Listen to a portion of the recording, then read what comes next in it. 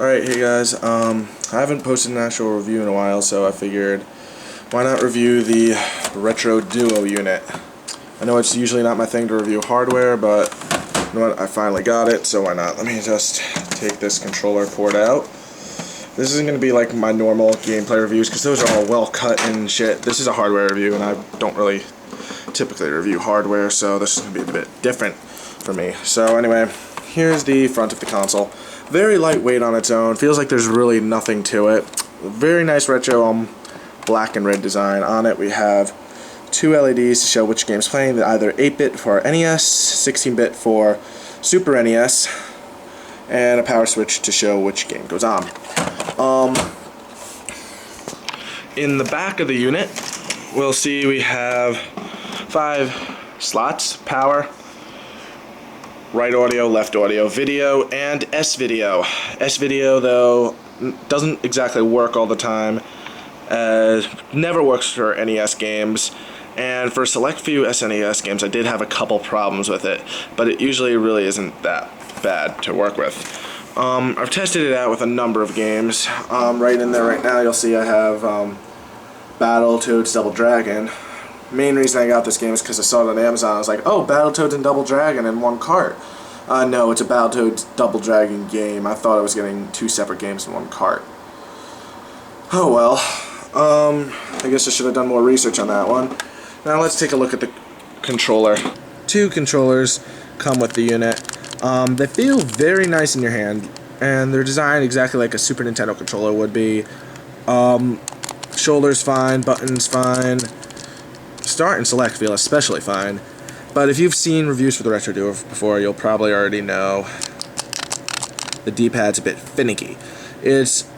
And every time I saw a review for the Retro Duo before I bought it, like, nobody really, they said there was things weird about it, but nobody was really specific about it. Thing is, like, if you were to, like, let's say you wanted to go left, you're playing Punch-Out, and you do this, like something like that, you hit the top of that, then obviously it's going to go up.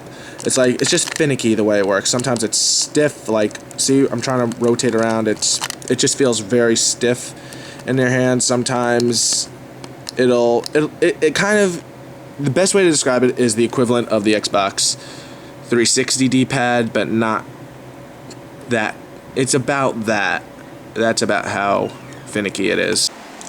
However, if you really can't tolerate the controller, as you can see here, the Retro Duo unit also accepts original Super Nintendo controller. So if you really can't get past the D-pad on this one, the Super Nintendo one will suffice. But not to mention, the Retro Duo one comes with 2 bundled in, so it's your decision to see if investing in a Super Nintendo controller is actually worth it. Now, as for playback itself, I checked into it and I tested it myself, and the Retro Duo has the highest compatibility out of any clone system I've seen so far. Another great feature about this is, I don't have any to show you with, but if you look inside the cartridge slot, hold on, and if you look inside, you can see that there's no plastic tabs or anything in there causing any blockage to the cartridge, which means that the Retro Duo is entirely region-free, so you can play not only Super Nintendo and NES games from America, but you can also play them from Europe and Japanese games as well. Only complaint I have about the NES cartridges, it wiggles a bit, unlike the Super Nintendo one.